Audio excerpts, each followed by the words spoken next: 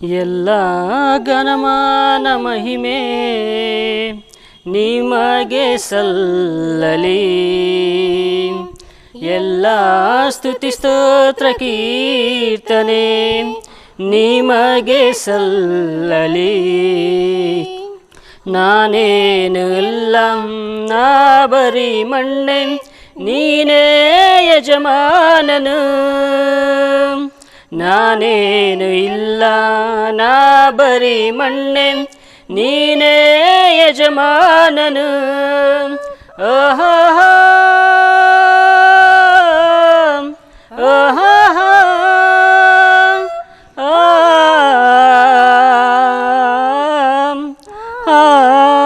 ಎಲ್ಲ ಘನಮಾನ ಮಹಿಮೆ ನಿಮಗೆ ಸಲ್ಲಲಿ, ಸ್ತುತಿ ಸ್ತೋತ್ರ ಕೀರ್ತನೆ ನಿಮಗೆ ಸಲ್ಲಲಿ. ಕರೆದಾಗ ಬರುವ, ಬಿಡುಗಡೆಯ ಕೊಡುವ ದೇವರಿಗೆ ನನ್ನ ನಮಸ್ಕಾರ. ಕರೆದಾಗ ಬರುವ, ಬಿಡುಗಡೆಯ ಕೊಡುವ ದೇವರಿಗೆ ನನ್ನ ನಮಸ್ಕಾರ. ಶಾರೋನಿನ್ ರೋಜಾ ತಗ್ಗಿನ ತಾವರೆ, ಶಾರೋನಿನ್ ರೋಜಾ ತಗ್ಗಿನ ತಾವರೆ ನಿಮಗೆ ಆರಾಧನೆ.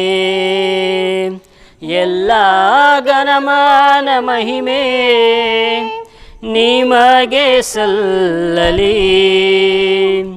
ಸತ್ತಂತ ನನಗೆ ಜೀವವನ್ನೇ ಕೊಟ್ಟ ದೇವರಿಗೆ ನನ್ನ ಸ್ತುತಿ ಸ್ತೋತ್ರ. ಸತ್ತಂತ ನನಗೆ ಜೀವವನ್ನೇ ಕೊಟ್ಟ ದೇವರಿಗೆ ನನ್ನ ಸ್ತುತಿ ಸ್ತೋತ್ರ. ನನ್ನ ಉಸಿರಲ್ಲಿ ಉಸಿರಾದವರೇ, ನನ್ನ ಉಸಿರಲ್ಲಿ ಉಸಿರಾದವರೇ ನಿಮಗೆ ಆರಾಧನೆ. ಎಲ್ಲ ಘನಮಾನ ಮಹಿಮೆ ನಿಮಗೆ ಸಲ್ಲಲಿ. ನನ್ನಲ್ಲಿ ನೀನು, ನಿಮ್ಮಲ್ಲಿ ನಾನು ಇರುವಾಗ ಏನು ಆನಂದ. ನನ್ನಲ್ಲಿ ನೀನು, ನಿಮ್ಮಲ್ಲಿ ನಾನು ಇರುವಾಗ ಏನು ಆನಂದ. ಮಹಿಮೆಯ ರಸ ನನ್ನೇಸು ರಾಜ, ಮಹಿಮೆಯ ರಸ ನನ್ನೇಸು ರಾಜ ನಿಮಗೆ ಆರಾಧನೆ. ಎಲ್ಲ ಘನಮಾನ ಮಹಿಮೆ ನಿಮಗೆ ಸಲ್ಲಲಿ. ಎಲ್ಲ ಸ್ತುತಿ ಸ್ತೋತ್ರ ಕೀರ್ತನೆ ನಿಮಗೆ ಸಲ್ಲಲಿ. ನಾನೇನು ಇಲ್ಲ, ನಾ ಬರಿ ಮಣ್ಣೆ, ನೀನೇ ಯಜಮಾನನು. ನಾನೇನು ಇಲ್ಲ, ನಾ ಬರಿ ಮಣ್ಣೆ, ನೀನೇ ಯಜಮಾನನು. ಆಹಾ ಆಹಾ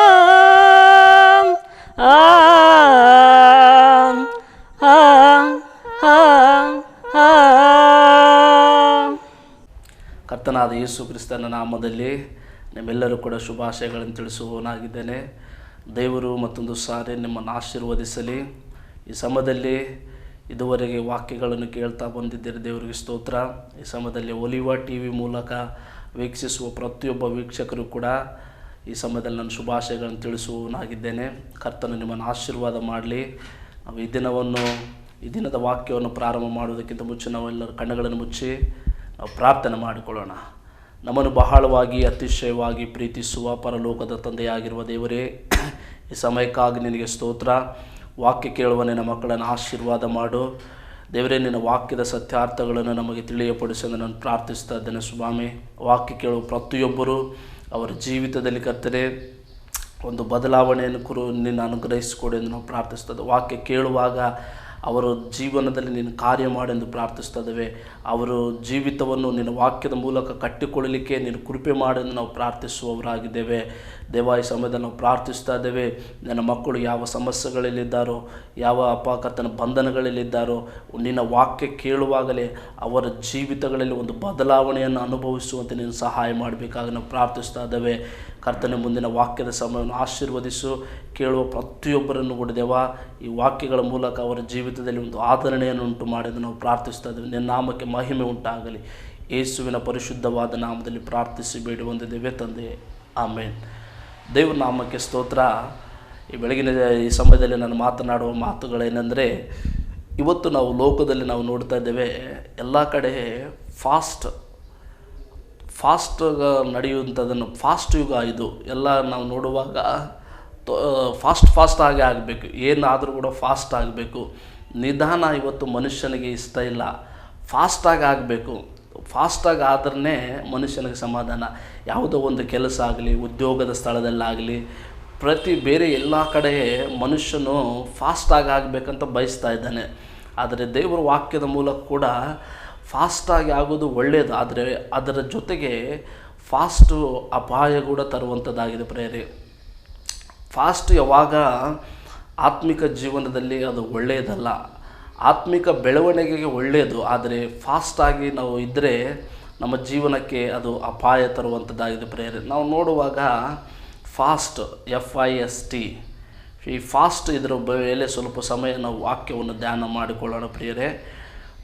ಮೊದಲನೇದಾಗಿ ನಾವು ನೋಡುವಾಗ, ಇವತ್ತು ನಾವು ನೋಡುವಾಗ ಸಮಾಜದಲ್ಲಿ ಎಲ್ಲಿ ನೋಡಿದರೂ ಕೂಡ ಏನನ್ನು ಆಗಬೇಕಂದ್ರೆ ಫಾಸ್ಟಾಗಿ ಆಗಬೇಕು. ಕೆಲಸಗಳು ಬೇಗನೆ ಆಗಬೇಕು. ಲೇಟ್ ಆದರೆ ಮನುಷ್ಯನಿಗೆ ತಾಳ್ಮೆ ಇಲ್ಲ. ಮನುಷ್ಯನಿಗೆ ತಾಳ್ಮೆ ಇವತ್ತು ಮನುಷ್ಯನಲ್ಲಿ ಇಲ್ಲ. ಏನು ನೋಡಿದರೂ ಅರ್ಜೆಂಟಾಗಿ ಆಗಬೇಕು, ಫಾಸ್ಟಾಗಿ ಆಗಬೇಕು. ಆವಾಗ ಮಾತ್ರ ಮನುಷ್ಯನಿಗೆ ಸಮಾಧಾನ. ಇಲ್ಲಾಂದರೆ ಮನುಷ್ಯನಿಗೆ ಸಮಾಧಾನ ಇರಲ್ಲ ಪ್ರಿಯರೇ. ದೇವರ ವಾಕ್ಯದಲ್ಲಿ ಬರೆಯಲ್ಪಟ್ಟಿದೆ, ಫಾಸ್ಟು, ವೇಗ ಅನ್ನುವಂಥದ್ದು ಅದು ಅಪಾಯ. ಅತಿ ವೇಗ ಅಪಾಯಕ್ಕೆ ಕಾರಣ ಅಂತ ಕೂಡ ನಾವು ನೋಡ್ತೇವೆ. ಫಾಸ್ಟು ಅಪಾಯವನ್ನು ತರುತ್ತದೆ ಪ್ರಿಯರೇ. ದೇವರ ವಾಕ್ಯದ ಪ್ರಕಾರ ನಾವು ನೋಡುವಾಗ ಈ ಫಾಸ್ಟು, FIST, ಈ 4 ವಿಷಯಗಳ ಬಗ್ಗೆ ನಾನು ಸಂಕ್ಷಿಪ್ತವಾಗಿ ನಿಮ್ಮ ಜೊತೆಯಲ್ಲಿ ನಾನು ಮಾತನಾಡಲಿಕ್ಕಿದ್ದೇನೆ. ನಾವು ಮೊದಲನೇದಾಗಿ ನಾವು ನೋಡುವಾಗ SF, ಫಾಸ್ಟ್ ಅಂದರೆ ಸ್ಟ್ಯಾಂಡ್ ಫಾರ್ ಫೇತ್ಫುಲ್ನೆಸ್ಸು. F ಬಂದುಬಿಟ್ಟು ಸ್ಟ್ಯಾಂಡ್ ಫಾರ್ ಫೇತ್ಫುಲ್ನೆಸ್ಸು.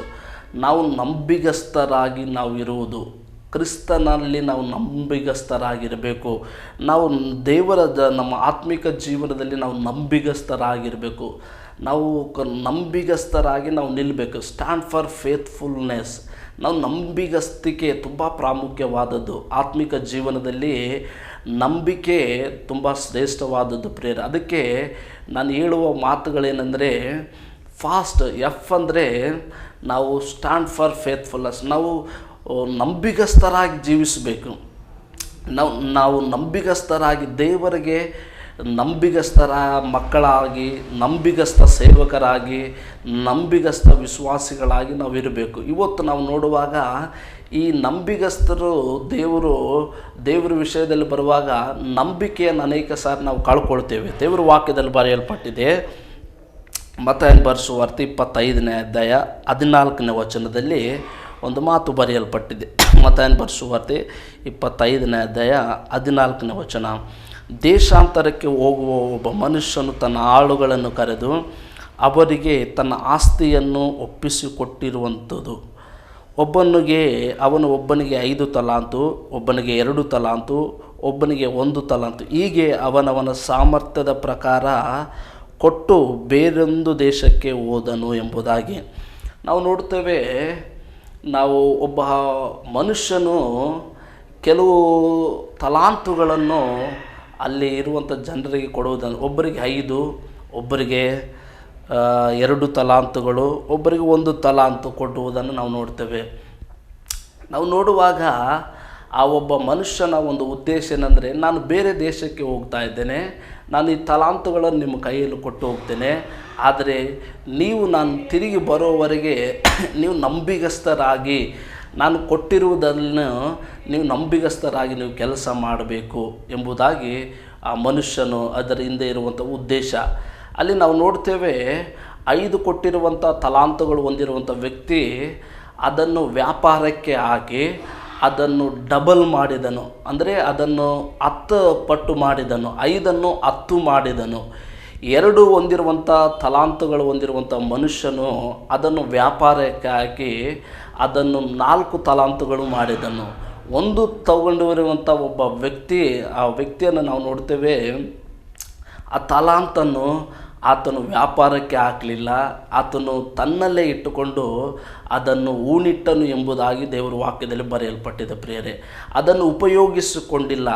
ಆದರೆ ಇವರಿಬ್ಬರು ಉಪಯೋಗಿಸಿಕೊಂಡು ಅದನ್ನು ವ್ಯಾಪಾರಕ್ಕಾಗಿ ಅದನ್ನು ಡಬಲ್ ಮಾಡಿದರು. ಆದರೆ ಆ ವ್ಯಕ್ತಿ ಇದ್ದದ್ದನ್ನು ಕೂಡ ಉಪಯೋಗಿಸಿಕೊಳ್ಳಿಲ್ಲ ಎಂಬುದಾಗಿ ದೇವರ ವಾಕ್ಯದಲ್ಲಿ ನಾವು ನೋಡ್ತೇವೆ ಪ್ರಿಯರೇ. ನಾವು ದೇವರ ವಿಷಯದಲ್ಲಿ ನಂಬಿಗಸ್ತರ, ಕೊಟ್ಟಿರುವುದನ್ನು ನಾವು ನಂಬಿಗಸ್ತರಾಗಿ ನಾವು ಇವತ್ತು ನಾವು ಯಾವ ವಿಷಯದಲ್ಲಿ ನಾವು ನಂಬಿಗಸ್ತರಾಗಿ ನಡೀತಾ ಇದ್ದೇವೆ? ಒಂದು ವೇಳೆ ನಂಬಿಗಸ್ತರಾಗಿ ದೇವರ ಸೇವೆಯಲ್ಲಾಗಿರ್ಬೋದು, ಕ್ರಿಸ್ತನ ಕೆಲಸದಲ್ಲಾಗಿರಿ, ಕೊಟ್ಟಿರುವಂಥ ಒಂದು ಜವಾಬ್ದಾರಿಕೆಯನ್ನು ಚಿಕ್ಕದಾಗಿರ್ಬೋದು ಅಥವಾ ದೊಡ್ಡದೇ ಆಗಿರ್ಬೋದು, ನಮಗೆ ಕೊಡಲ್ಪಟ್ಟಿರುವುದು, ನಮ್ಮ ವಶಕ್ಕೆ ಕೊಡಲ್ಪಟ್ಟಿರುವುದನ್ನು ನಾವು ನಂಬಿಗಸ್ತರಾಗಿ ಮಾಡಬೇಕು. ಆ ಒಬ್ಬ ಮನುಷ್ಯನು ದೇಶಾಂತರಕ್ಕೆ ಹೋಗುವಾಗ ತಲಾಂತಗಳನ್ನು ಕೊಡುವಾಗ ಇಬ್ಬರು ವ್ಯಕ್ತಿಗಳು ನಂಬಿಗಸ್ತರಾಗಿ ಅವರು ತಮ್ಮ ವ್ಯಾಪಾರವನ್ನು ಮಾಡಿದರು. ಆದರೆ ಒಬ್ಬನು ಮಾತ್ರ ಸೋಮಾರಿಯಾಗಿ ಕೊಟ್ಟಿರುವುದನ್ನು ಕೂಡ ಆತನು ವ್ಯಾಪಾರ ಮಾಡಲಿಲ್ಲ, ಅದನ್ನು ಬಚ್ಚಿಟ್ಟನು, ಊನಿಟ್ಟನು ಎಂಬುದಾಗಿ ನಾವು ನೋಡ್ತೇವೆ. ಪ್ರಿಯ ದೇವರ ಮಕ್ಕಳೇ, ನಂಬಿಗಸ್ತಕ್ಕೆ ತುಂಬ ಶ್ರೇಷ್ಠ. ಅದು ಚಿಕ್ಕದಾಗಿರ್ಬೋದು, ಕೆಲಸ ದೊಡ್ಡದಾಗಿರ್ಬೋದು, ಆದರೆ ನಮಗೆ ಕೊಡಲ್ಪಟ್ಟುವುದರಲ್ಲಿ ನಾವು ನಂಬಿಗಸ್ತರಾಗಿ ನಾವು ಕೆಲಸ ಮಾಡಬೇಕಾಗಿದೆ. ಇವತ್ತು ದೇವರ ಸೇವೆ ಕೂಡ ನಾವು ನಂಬಿಗಸ್ತರಾಗಿ ನಾವು ಚಿಕ್ಕದರಲ್ಲಿ ನಾವು ನಂಬಿಗಸ್ತರಾಗಿದ್ದರೆ ದೇವರು ಇನ್ನೊಂದು ದೊಡ್ಡದನ್ನು ನಮಗೆ ಕೊಡ್ತಾನೆ. ಒಂದು ವೇಳೆ ಚಿಕ್ಕದರಲ್ಲೇ ನಾವು ಅಪನಂಬಿಗಸ್ತರಾಗಿ ನಾವು ನಂಬಿಕೆ ಇಲ್ಲದವರ ಅಥವಾ ನಂಬಿಕೆಯನ್ನು ಕಳೆದುಕೊಂಡ್ರೆ ಬೇರೆಯವರು ನಮಗೆ ಇನ್ನೊಂದು ಸಾರಿ ಯಾವುದು ಕೂಡ ಹೇಳಲ್ಲ ಪ್ರಿಯರೇ. ಯಾರೇ ಆಗಲಿ ನಾವು ನಂಬಿಗಸ್ತರಾಗಿರುವುದನ್ನು ಬಯಸುತ್ತಾರೆ. ದೇವರ ರಾಜ್ಯ ಕೂಡ ದೇವರ ವಾಕ್ಯದಲ್ಲಿ ಬರೆಯಲ್ಪಟ್ಟಿದೆ. ದೇವರ ರಾಜ್ಯ ಅದು ಲಿಫ್ಟ್ ಸಿಸ್ಟಮ್ ಇಲ್ಲ ಪ್ರಿಯರೇ, ಅದು ಸ್ಟೆಪ್ ಬೈ ಒಂದೇ ಸಾರಿ ನಾನು ವೇಗವಾಗಿ ಲಿಫ್ಟ್ ಥರ ನಾನು ಹೋಗಿ ನನ್ನ ಆಶೀರ್ವಾದ ಹೊಂದಬೇಕನ್ನುವುದಲ್ಲ ಪ್ರಿಯರೇ. ದೇವರ ರಾಜ್ಯ ಕೂಡ ಅದು ಸ್ಟೆಪ್ ಆಗಿ ನಿಧಾನವಾಗಿ ಒಂದಾದ ಮೇಲೆ ಒಂದು ಅದಕ್ಕೆ ಒಂದು ಮೆಟ್ಟಲಿದೆ. ಒಂದೇ ಸಾರಿ ನೀನು ಅಭಿವೃದ್ಧಿಯಾಗಿ ಒಂದೇ ಸಾರಿ ನಾನು ಐಶ್ವರ್ಯವಂತನಾಗಬೇಕಂದ್ರೆ ಅಲ್ಲ. ಆದರೆ ದೇವರ ರಾಜ್ಯ ಸ್ಟೆಪ್ ಬೈ ಸ್ಟೆಪ್ ನಿಧಾನವಾಗಿ ಒಂದಾದ ಮೇಲೆ ಒಂದು ಈ ಥರ ನಾವು ಹೋದರೆ ಖಂಡಿತವಾಗಿ ನಾವು ಎಲ್ಲಿ ಕೂಡ ಎಳಿವಿ ಬೀಳಲ್ಲ. ನಾವು ಫಾಸ್ಟಾಗಿ ಹೋಗಿವನ್ಕೋ ನಾವು ಎಲ್ಲಾದರೂ ಅಪಾಯ ಬರುವಾಗ ನಾವು ಬಿದ್ದು ಹೋಗ್ತೇವೆ. ಆದರೆ ನಿಧಾನವಾಗಿ ನಾವು ಪರೀಕ್ಷಿಸಿಕೊಂಡು ನಾವು ನಿಧಾನವಾಗಿ ಮುಂದೆ ಹೋದರೆ ಖಂಡಿತವಾಗಿ ನಾವು ಲೇಟಾದರೂ ಕೂಡ ಗುರಿಯನ್ನು ಮುಟ್ತೇವೆ ಪ್ರಿಯರೇ. ದೇವರ ವಾಕ್ಯದಲ್ಲಿ ಬರೆಯಲ್ಪಟ್ಟಿದೆ, ನಾವು ನಂಬಿಗಸ್ತರಾಗಿರಬೇಕು. ದೇವರ ವಾಕ್ಯದಲ್ಲಿ ಬರೆಯಲ್ಪಟ್ಟಿದೆ, ನಾವು ಅಪನಂಬಿಗಸ್ತರಾಗಿದ್ದಾಗಲೂ ದೇವರು ನಮ್ಮ ಪರವಾಗಿ ನಂಬಿಗಸ್ತನಾಗಿಯೇ ಇದ್ದಾನಂತ ಬೈಬಲ್ನಲ್ಲಿ ನಾವು ನೋಡ್ತೀವಿ. ತಿಮೋತಿ ಪತ್ರಿಕೆಯಲ್ಲಿ ನಾವು ನೋಡ್ತೇವೆ ಪ್ರಿಯರೇ. ನಾವು ಅನೇಕ ಸಾರಿ ದೇವರಿಗೆ ವಿರೋಧವಾಗಿ ಅಪನಂಬಿಗಸ್ತರಾಗಿ ನಾವು ನಡೆದುಕೊಳ್ತೇವೆ. ಆದರೆ ದೇವರು ಯಾವತ್ತಿಗೂ ಕೂಡ ನಮ್ಮ ಬಗ್ಗೆ ಆಗಲಿ ನಮಗೆ ವಿರೋಧವಾಗಿ, ನಮ್ಮ ಅಪನಂಬಿಕೆಗೆ ವಿರೋಧವಾಗಿ ಆತನ ಕಾರ್ಯ ಮಾಡಲಿಲ್ಲ. ಆತನ ನಂಬಿಗಸ್ತನಾಗಿಯೇ ಕಾರ್ಯ ಮಾಡ್ತಾನೆ. ಯಾಕೆಂದರೆ ಆತನು ನಂಬಿಗಸ್ತನು ಎಂದು ಬರೆಯಲ್ಪಟ್ಟಿದೆ ಪ್ರಿಯರೇ. ಕರೆದಾತನು ನಂಬಿಗಸ್ತನಾಗಿರುವ ದೇವರು ನಮ್ಮ ದೇವರು. ಪ್ರಿಯ ದೇವರ ಮಕ್ಕಳೇ, ನಮ್ಮ ಜೀವನದಲ್ಲಿ ಇವತ್ತು ನಾವು ದಿನದಿಂದ ದಿನಕ್ಕೆ ನಂಬಿಕೆಯನ್ನು ನಾವು ಕಳೆದುಕೊಳ್ಳುತ್ತಾ ಇದ್ದೇವೆ. ದಿನದಿಂದ ದಿನಕ್ಕೆ ನಂಬಿಕೆಯಲ್ಲಿ ನಾವು ಬಿದ್ದು ಹೋಗ್ತಾ ಇದ್ದೇವೆ. ದೇವರ ವಾಕ್ಯದಲ್ಲಿ ಬರೆಯಲ್ಪಟ್ಟಿದೆ, ನಾವು ನಂಬಿಕೆಯಲ್ಲಿ ಸ್ಥಿರವಾಗಿ ನಾವು ನಿಲ್ಲಬೇಕು. ನಾವು ನಂಬಿಕೆಯಲ್ಲಿ ಸ್ಥಿರವಾಗಿ ನಿಂತರೆ ನಾವು ಬೆಳೀತೇವೆ. ಒಂದು ವೇಳೆ ನಂಬಿಕೆಯಲ್ಲಿ ನಾವು ನಿಂತುಕೊಂಡಿಲ್ಲ ಅಂದರೆ ನಂಬಿಕೆಯಲ್ಲಿ ನಾವು ಬೆಳೀಲಿಕ್ಕೆ ಆಗಲ್ಲ. ಅದಕ್ಕೆ ದೇವರ ವಾಕ್ಯದಲ್ಲಿ ಬರೆಯಲ್ಪಟ್ಟಿದೆ, ನಂಬಿಕೆ ನಾವು ಯಾವಾಗಲೂ ಕೂಡ ದೇವರ ವಾಕ್ಯವನ್ನು ಓದ್ತಾ ಇದ್ದರೆ ಆ ನಂಬಿಕೆ ನಮ್ಮಲ್ಲಿ ಉಂಟಾಗುತ್ತೆ. ಅಷ್ಟು ಮಾತ್ರವಲ್ಲ, ದೇವರ ವಾಕ್ಯದಲ್ಲಿ ಈ ರೀತಿಯಾಗಿ ಬರೆಯಲ್ಪಟ್ಟಿದೆ, ದೇವರು ಯಾವಾಗಲೂ ನಮ್ಮನ್ನು ಒಂದು ಉನ್ನತವಾದ ಅನುಭವ ಅಥವಾ ಉನ್ನತವಾದ ಒಂದು ಆಶೀರ್ವಾದಕ್ಕೆ ದೇವರು ನಮ್ಮನ್ನು ನಡೆಸಬೇಕು ಎಂಬುದಾಗಿ ದೇವರ ಆಶೆ ಉಳ್ಳದು. ಅದನ್ನು ನಾವು ನಂಬಿಗಸ್ತರಾಗಿದ್ದರೆ ಇವತ್ತು ಚಿಕ್ಕದಾಗಿದ್ದನ್ನು ಆತನು ಒಂದು ದಿನ ಬಂದಾಗ ಅದನ್ನು ದೇವರು ದೊಡ್ಡದಾಗಿ ಆತನು ಮಾಡುವವನಾಗಿದ್ದಾನೆ. ದೇವರ ವಾಕ್ಯದಲ್ಲಿ ಬರೆಯಲ್ಪಟ್ಟಿರುವ ಒಂದು ಸತ್ಯ ಏನೆಂದರೆ, ನಂಬಿಗಸ್ತಿಕೆ, ಫೇತ್ಫುಲ್ನೆಸ್ ಈಸ್ ವೆರಿ ಇಂಪಾರ್ಟೆಂಟ್. ನಂಬಿಗಸ್ತಿಕೆ ಅನ್ನುವುದು ತುಂಬ ಪ್ರಾಮುಖ್ಯ. ಅನೇಕ ಸಾರಿ ಜನರು ನಮ್ಮ ಮೇಲೆ ಕೆಲವು ಸಾರಿ ಸಂಶಯಾಸ್ಪದವಾಗಿ ಅವ್ರು ನಂಬೋಕ್ಕಾಗಲ್ರಿ ಅಂತಾರೆ. ಅದೇ ಅವ್ರು ನಂಬೋಕ್ಕಾಗಲ್ಲ, ಅವ್ರು ಏನಾದರೂ ಹೇಳಿದ್ರೆ ಟಕ್ಕಂತೇಳಿ ಅವ್ರಿಗೆ ಹೇಳ್ಬಿಡ್ತಾರೆ ರೀ, ಆ ವಿಷಯದಲ್ಲಿ ಅವ್ರು ನಂಬೋಕ್ಕಾಗಲ್ಲ ಅಂತ ಹೇಳ್ತಾರೆ. ಸಾಧಾರಣವಾಗಿ ನಾವು ಇಂಥ ವಿಷಯಗಳನ್ನು ನಮ್ಮ ದಿನನಿತ್ಯ ಜೀವನದಲ್ಲಿ ನಾವು ನೋಡ್ತೇವೆ ಪ್ರಿಯರೇ. ಜನರು ನಮ್ಮ ಮೇಲೆ ಜನರೇ ನಮ್ಮನ್ನು ನಂಬ್ತಾ ಇಲ್ಲ ಅಂದರೆ ದೇವರ ಹೇಗೆ ನಂಬಬೇಕು ಹೇಳಿ? ಒಂದು ಸಾರಿ ಆಲೋಚನೆ ಮಾಡು. ದೇವರ ವಾಕ್ಯದಲ್ಲಿ ಬರೆಯಲ್ಪಟ್ಟಿದೆ, ದೇವರು ನಂಬಿಗಸ್ತನು, ಆತನ ನಂಬಿಕೆಗೆ ವಿರೋಧವಾಗಿ ಎಂದಿಗೂ ಕೂಡ ಕೆಲಸ ಮಾಡುವವನಲ್ಲ. ಆತನು ಏನು ಹೇಳ್ತಾನೆ ಅದನ್ನು 100% ಆತನು ಮಾಡ್ತಾನೆ. ಆದರೆ ದೇವರ ವಾಕ್ಯದಲ್ಲಿ ಬರೆಯಲ್ಪಟ್ಟಿದೆ, ನಾವು ಅನೇಕ ಸಾರಿ ನಂಬಿಕೆಯಿಂದ ನಾವು ಬಿದ್ದು ಹೋಗ್ತೇವೆ. ಪರಿಸ್ಥಿತಿಗಳು ಬರುವಾಗ, ಸಂದರ್ಭಗಳು ಬರುವಾಗ ನಾವು ನಂಬಿಕೆಯಲ್ಲಿ ನಿಂತುಕೊಳ್ಳಲ್ಲ, ನಂಬಿಕೆಯನ್ನು ಕಳೆದುಕೊಳ್ಳುವವರಾಗಿದ್ದೇವೆ. ಅದಕ್ಕೆ ದೇವರ ವಾಕ್ಯದಲ್ಲಿ ಬರೆಯಲ್ಪಟ್ಟಿದ್ದ ಪ್ರಿಯರೇ, ದೇವರ ರಾಜ್ಯ ನಂಬಿಕೆಗೆ ಅದು ಆಧಾರವಾಗಿದೆ ಪ್ರಿಯರೇ. ದೇವರ ವಾಕ್ಯದಲ್ಲಿ ನಾವು ನೋಡ್ತೇವೆ, ನಾವು ಕೊಡುವ ವಿಷಯದಲ್ಲಿ ನಾವು ನಂಬಿಗಸ್ತರಾಗಿರಬೇಕು. ಅದು ಏನೇ ಆಗಿರಲಿ, ಚಿಕ್ಕದಾಗಿರ್ಬೋದು ಅಥವಾ ದೊಡ್ಡದಾಗಿರ್ಬೋದು, ಕಡಿಮೆಯದಾಗಿರ್ಬೋದು ಅಥವಾ ಹೆಚ್ಚಿನದಾಗಿರ್ಬೋದು, ನಾವು ಕೊಡುವ ವಿಷಯದಲ್ಲಿ ನಾವು ನಂಬಿಗಸ್ತರಾಗಿರಬೇಕು. ದೇವರಿಗೆ ಕೊಡುವಾಗ ನಾವು ನಂಬಿಗಸ್ತರಾಗಿ ಕೊಡಬೇಕು. ಚಿಕ್ಕದಾಗಿರ್ಬೋದು ಅಥವಾ ದೊಡ್ಡದಾಗಿರ್ಬೋದು, ನಾವು ಕೊಡುವ ವಿಷಯದಲ್ಲಿ ಯಾವಾಗಲೂ ಕೂಡ ನಂಬಿಗಸ್ತರಾಗಿದ್ದರೆ ದೇವರು ಖಂಡಿತವಾಗಿ ಆತನು ನಮ್ಮನ್ನು ಆಶೀರ್ವಾದ ಮಾಡುವ ದೇವರು ಆತನಾಗಿದ್ದಾನೆ. ಇವಾಗ ಈ ಜನ್ರೇಷನ್ ಹೆಂಗಿದೆ ಅಂದರೆ ಫಾಸ್ಟಾಗಿ ಆಗಬೇಕು, ಇಲ್ಲಾಂದರೆ ನನಗಿಷ್ಟ ಇಲ್ಲಪ್ಪ, ನಾನು ಬಿಟ್ಟುಬಿಡ್ತೇನೆ ಅಂಥ ಒಂದು ಕಾಲ, ಅಂಥ ಒಂದು ಯುಗದಲ್ಲಿ ನಾವು ಜೀವಿಸ್ತಾ ಇದ್ದೇವೆ. ಫಾಸ್ಟ್ ಯುಗದಲ್ಲಿ ನಾವು ಇರುವಾಗ ನಾವು ಅನೇಕ ಸಾರಿ ನಂಬಿಕೆ ಫಾಸ್ಟೇ ಆದರೆ ಮಾತ್ರ ನಾವು ನಂಬ್ತೇವೆ, ನಿಧಾನ ಆದರೆ ನಾವು ನಂಬಲ್ಲ ಪ್ರಿಯರೇ. ದೇವರ ವಾಕ್ಯದಲ್ಲಿ ಬರೆಯಲ್ಪಟ್ಟಿದೆ, ನಂಬಿಗಸ್ತರಾಗಿ ನಾವು ಇರುವುದು ತುಂಬ ಪ್ರಾಮುಖ್ಯ. ಅದು ನಿಧಾನವಾದಾಗಲಿ ಫಾಸ್ಟ್ ಆಗಲಿ, ನಾವು ನಂಬಿಗಸ್ತರಾಗಿ ಜೀವಿಸಬೇಕು. ಅದು 5 ತಲಾಂತುಗಳಿದ್ದವನು ಯಾವ ರೀತಿ ವ್ಯಾಪಾರ ಮಾಡಿ ನಂಬಿಗಸ್ತನಾಗಿ ವ್ಯಾಪಾರ ಮಾಡಿ 10 ತಲಾಂತು ಮಾಡಿದನೋ, 2 ತಲಾಂತು ಹೊಂದಿರುವ ವ್ಯಕ್ತಿ ಯಾವ ರೀತಿಯಲ್ಲಿ ವ್ಯಾಪಾರ ಮಾಡಿ 4 ತಲಾಂತು ಮಾಡಿದನೋ, ಅವರಿಬ್ಬರು ವ್ಯಕ್ತಿಗಳು ಯಾವ ರೀತಿ ನಂಬಿಗಸ್ತರಾಗಿ ಕೊಟ್ಟಿರುವುದನ್ನು ನಂಬಿಕೆಯಿಂದ ಅವರು ಕೆಲಸ ಮಾಡಿದರು. ಹಂಗೆ ನಮ್ಮ ಜೀವನದಲ್ಲಿ ಕೂಡ ನಾವು ನಂಬಿಗಸ್ತರಾಗಿ ದೇವರ ಸೇವೆಯನ್ನು ಮಾಡಬೇಕು. ನಾವು ನಂಬಿಗಸ್ತರಾಗಿ ದೇವರ ರಾಜ್ಯದಲ್ಲಿ ನಾವು ಇರಬೇಕು. ನಾವು ಸ್ವಲ್ಪ ದಿನ ಇದ್ದರೂ ಪರವಾಗಿಲ್ಲ, ನಾವು ಬಹಳ ದಿನ ಇದ್ದರೂ ಪರವಾಗಿಲ್ಲ. ಪ್ರಿಯ ದೇವರ ಮಕ್ಕಳೇ, ನಾವು ಇರುವ ಸ್ಥಳದಲ್ಲಾಗಲಿ, ನಾವು ಇರುವ ಅಧಿಕಾರಿಗಳ ಹತ್ರ ಆಗಲಿ, ಇರುವ ವ್ಯಾಪಾರದಲ್ಲಾಗಲಿ, ನಾವು ಮಾಡುವ ಉದ್ಯೋಗದ ಸ್ಥಳಗಳಲ್ಲಾಗಲಿ ನಾವು ನಂಬಿಗಸ್ತರಾಗಿ ನಾವು ಕೆಲಸ ಮಾಡಬೇಕಾಗಿದೆ. ಅನೇಕ ಸಾರಿ ಇವತ್ತು ನಾವು ನೋಡುವಾಗ ಕಚೇರಿಗಳಲ್ಲಿ ಅಥವಾ ಅಧಿಕಾರಿಗಳ ಹತ್ರ ಆಗಿರ್ಬೋದು, ಕಚೇರಿಗಳಲ್ಲಿ ಕೆಲಸ ಮಾಡುವ ಸ್ಥಳದಲ್ಲಾಗಿರ್ಬೋದು, ಒಂದು ಸಾರಿ ನೀನು ಆಲೋಚನೆ ಮಾಡು, ನೀನು ಇರುವ ಸ್ಥಳದಲ್ಲಿ ನೀನು ನಂಬಿಗಸ್ತನಾಗಿದೆಯಾ? ನೀನು ಇರುವ ಅಧಿಕಾರಿಗಳ ಹತ್ರ ನೀನು ನಂಬಿಗಸ್ತನಾಗಿದೆಯಾ? ಅವರು ನಿನ್ನನ್ನು ಯಾವ ವಿಷಯದಲ್ಲಿ ನಂಬ್ತಾ ಇದ್ದ, ನಿನ್ನ ಮೇಲೆ ಅವರಿಗೆ ನಂಬಿಕೆ ಇದೆನಾ? ನಿನ್ನ ಕೆಲಸ ಮಾಡುವ ಸ್ಥಳದಲ್ಲಿ, ನಿನ್ನ ಕೆಲಸ ಮಾಡುವ ಕಚೇರಿಯಲ್ಲಾಗಲಿ, ನಿನ್ನ ಕೆಲಸ ಮಾಡುವ ಆಫೀಸ್ನಲ್ಲಾಗಲಿ ಆ ಜನರು ನಿನ್ನ ಮೇಲೆ ನಂಬಿಕೆ ಇಟ್ಟಿದ್ದಾರಾ? ನಿನ್ನ ಅಧಿಕಾರಿ, ನಿನ್ನ ಯಜಮಾನನು ನಿನ್ನನ್ನು ನಂಬ್ತಾ ಇದ್ದಾನಾ? ಪ್ರಿಯ ದೇವರ ಮಕ್ಕಳೇ, ಇದು ತುಂಬ ಪ್ರಾಮುಖ್ಯವಾದದ್ದು. ನಾವು ನಂಬಿಕೆಯನ್ನು ಸಂಪಾದಿಸಿಕೊಳ್ಳಬೇಕಾಗಿದೆ. ನಂಬಿಕೆ ಇಲ್ಲದಿದ್ದರೆ ಜನರು ನಮ್ಮನ್ನು ನಂಬಲ್ಲ. ನಮ್ಮಲ್ಲಿ ನಾವು ಫೇತ್ಫುಲ್ ಆಗಿಲ್ಲದಿದ್ದರೆ, ನಾವು ನಂಬಿಗಸ್ತರಾಗಿಲ್ಲಂದರೆ ಜನರು ನಮ್ಮನ್ನು ನಂಬಲ್ಲ. ಎರಡನೇದು, ಜನರು ನಮಗೆ ಯಾವ ಕೆಲಸವನ್ನು ಕೊಡಲ್ಲ. ಮೂರನೇದಾಗಿ ಜನರು ನಮಗೆ ಯಾವ ಒಂದು ಜವಾಬ್ದಾರಿಕೆಯನ್ನು ಕೂಡ ಕೊಡಲ್ಲ ಪ್ರಿಯರೇ.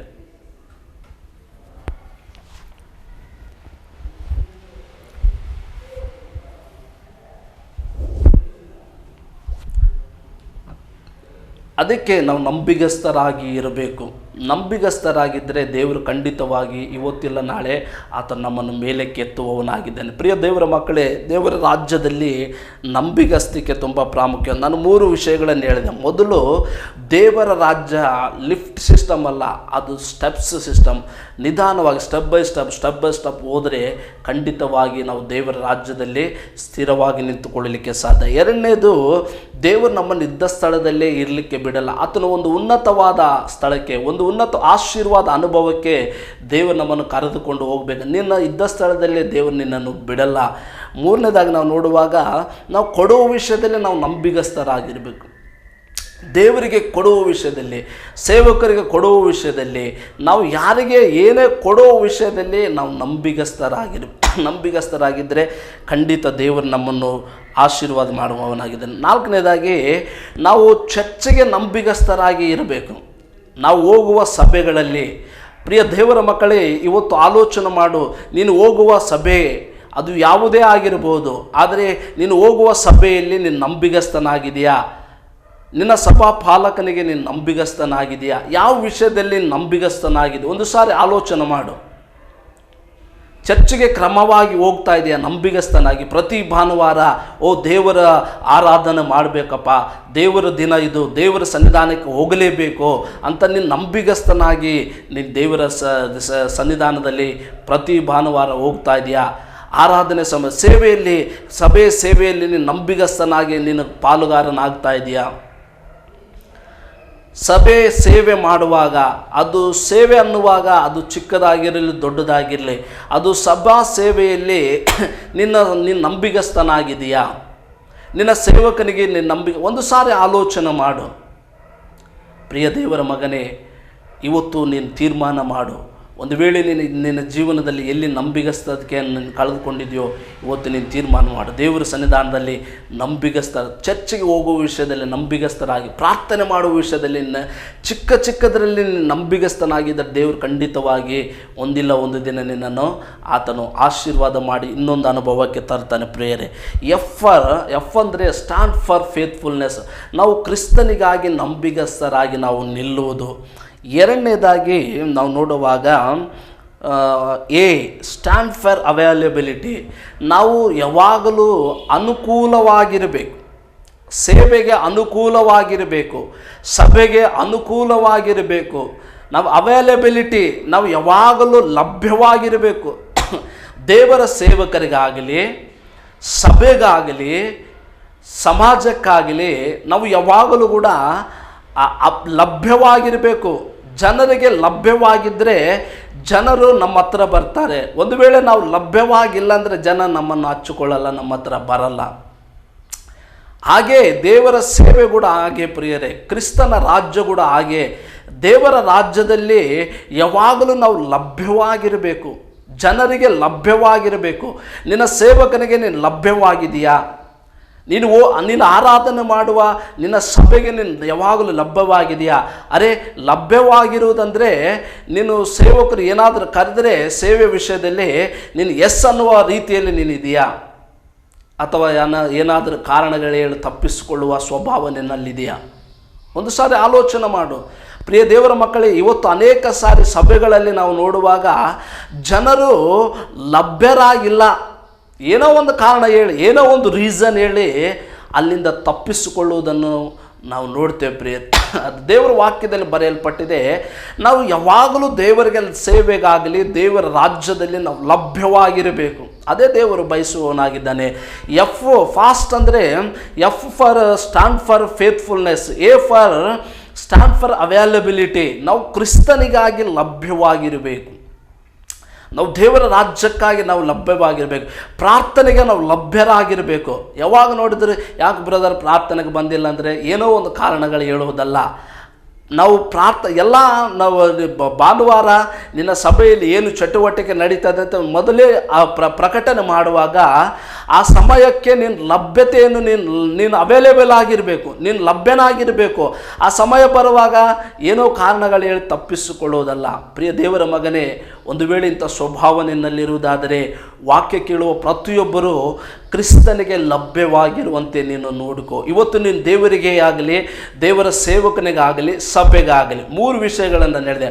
ಮೊದಲು ದೇವರಿಗೆ, ಎರಡನೇದು ದೇವರ ಸೇವೆಗೆ, ಮೂರನೇದು ದೇವರ ಸೇವಕನಿಗೆ, ನಾಲ್ಕನೇದು ನಿನ್ನ ಸಭೆಗೆ ನೀನು ಲಭ್ಯವಾಗಿದೆಯಾ? ಇವತ್ತು ನೀನಿರುವ ಸ್ಥಳದಲ್ಲಿ ನಿನ್ನ ಚಿಕ್ಕದ ಪ್ರಾರ್ಥನೆ ಮಾಡುವ ವಿಷಯದಲ್ಲಾಗಲಿ, ಪ್ರಾರ್ಥನೆಗೆ ಹೋಗುವ ವಿಷಯದಲ್ಲಾಗಲಿ ನೀನು ಲಭ್ಯವಾಗಿದೆಯಾ?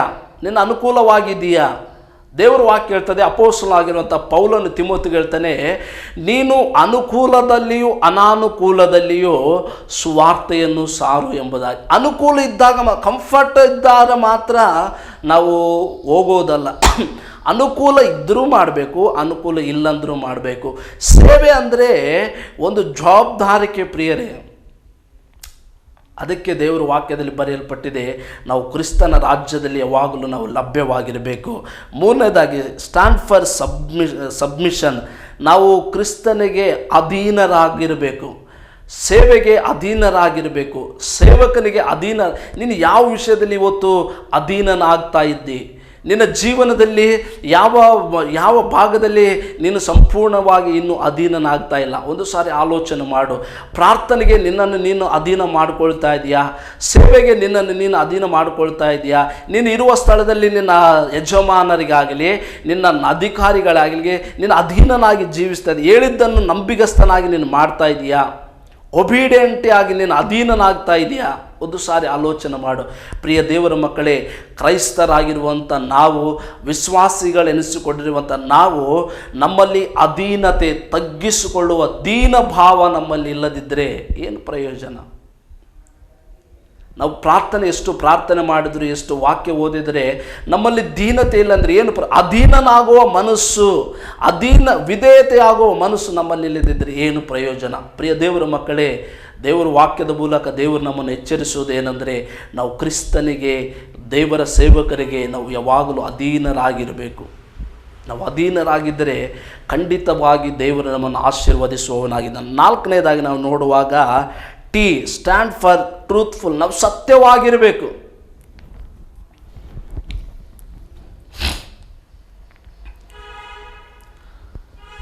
ನಾವು ಟಿ ಅಂದರೆ ಸ್ಟ್ಯಾಂಡ್ ಫಾರ್ ಫೇತ್ಫುಲ್ನೆಸ್. ನಾವು ಸತ್ಯವಾಗಿ ಜೀವಿಸಬೇಕು, ನಾವು ಸತ್ಯವಾಗಿ ನಾವು ಮಾತನಾಡಬೇಕು. ಇವತ್ತು ಅನೇಕ ಸಾರಿ ನಾವು ಏನಾಗಿ ಮಾಡಿಬಿಟ್ಟೇವೆ ಅಂದರೆ, ಏನಾದರೂ ಹೇಳಿದರೆ ಈಸಿಯಾಗಿ ನಾವು ಸುಳ್ಳು ಹೇಳ್ತೀವಿ.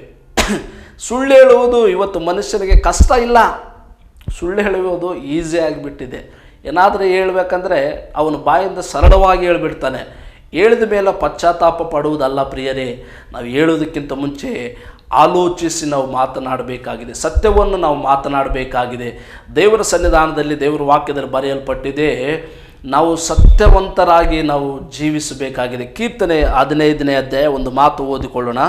ಸತ್ಯವೇದದಲ್ಲಿ ಕೀರ್ತನೆ 15ನೇ ಅಧ್ಯಾಯ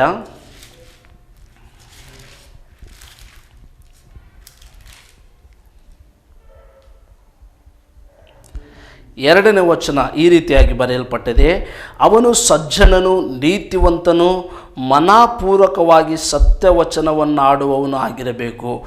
ನಾವು ನಿಜವಾಗಿ ನಮ್ಮ ಜೀವನದಲ್ಲಿ ನಾವು ಮನಪೂರ್ವಕವಾಗಿ ನಾವು ಸತ್ಯವನ್ನು ನುಡಿತಾ ಇದ್ದೇವಾ? ಒಂದು ಸಾರಿ ಆಲೋಚನೆ ಮಾಡು. ಸತ್ಯ ನಮ್ಮಲ್ಲಿ ಇಲ್ಲ ಅಂದರೆ ನಮ್ಮಲ್ಲಿ ಜೀವ ಇಲ್ಲ ಅಂತ ಅರ್ಥ. ದೇವರ ವಾಕ್ಯದಲ್ಲಿ ಬರೆಯಲ್ಪಟ್ಟಿದೆ, ನಾವು ಸತ್ಯವನ್ನೇ ಮಾತನಾಡಬೇಕು. ನಾವು ಏನೇ ಮಾಡಿದರೂ ಕೂಡ ನಾವು ಸತ್ಯವುಳ್ಳವರ, ದೇವರ ಕ್ರಿಸ್ತನಿಗೆ ನಾವು ಸತ್ಯವಂತರಾಗಿ ಕಾಣಿಸಬೇಕು. ನಮ್ಮಲ್ಲಿ ಯಾವಾಗಲೂ ಸತ್ಯ ಇರಬೇಕು ಪ್ರಿಯರೇ.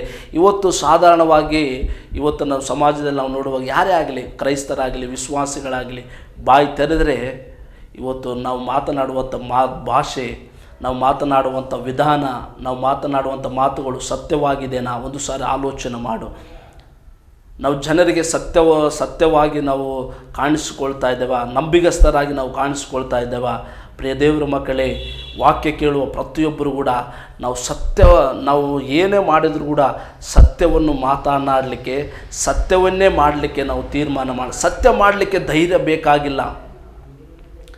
ದೇವರ ವಾಕ್ಯದಲ್ಲಿ ಬರೆಯಲ್ಪಟ್ಟಿದೆ, ಸುಳ್ಳು ಹೇಳಲಿಕ್ಕೆ ಧೈರ್ಯ ಬೇಕಾಗಿಲ್ಲ, ಸತ್ಯ ಮಾತನಾಡಬೇಕಂದ್ರೆ ಧೈರ್ಯ ಬೇಕಾಗುತ್ತದೆ.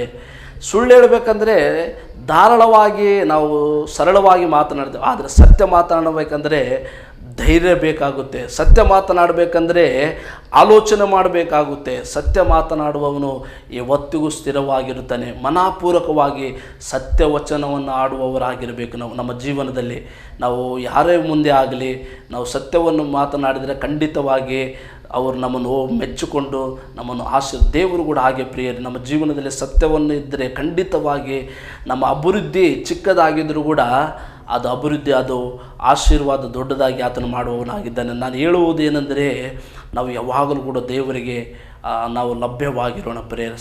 ನಾವು ನೋಡುವಾಗ ಫಾಸ್ಟ್, ಇವತ್ತು ಎಲ್ಲ ಫಾಸ್ಟ್ ಯುಗ ನಾವು ನೋಡ್ತಾ ಇದ್ದೇವೆ. FAST ಫಾಸ್ಟ್ ಅಂದರೆ F stand for faithfulness, A stand for availability, S stand for submission, T stand for truthfulness.